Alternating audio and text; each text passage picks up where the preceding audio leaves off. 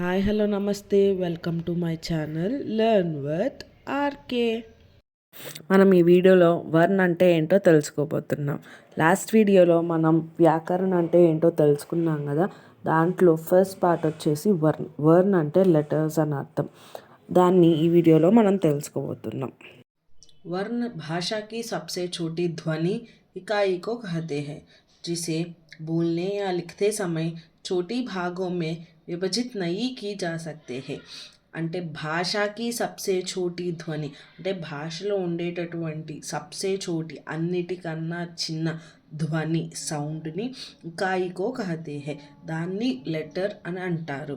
జిసే బోల్నే yeah లిఖతే సమయ్, దేనినైతే బోల్నే అంటే మాట్లాడేటప్పుడు లేదా యా ఆర్ లిఖతే సమయ్ రాసేటప్పుడు సమయ్ ఉపయోగి చోటి భాగోं में విభజిత్ నహీ కియా జాతా హై, మాట్లాడేటప్పుడు కానీ రాసేటప్పుడు కానీ చిన్న పార్ట్గా ఇంకా డివైడ్ చేయలేము, దాన్ని వర్ణ అంటాము. వర్ణం కే సమూహకో వర్ణమాల కహతే హే, అన్ని వర్ణాలు కలిపి ఒకటే దగ్గర ఉంటే దాన్ని వర్ణమాల అంటాము. మనకి వర్ణమాల 2 టైప్స్గా డివైడ్ చేయబడింది. స్వర్, వ్యంజన్.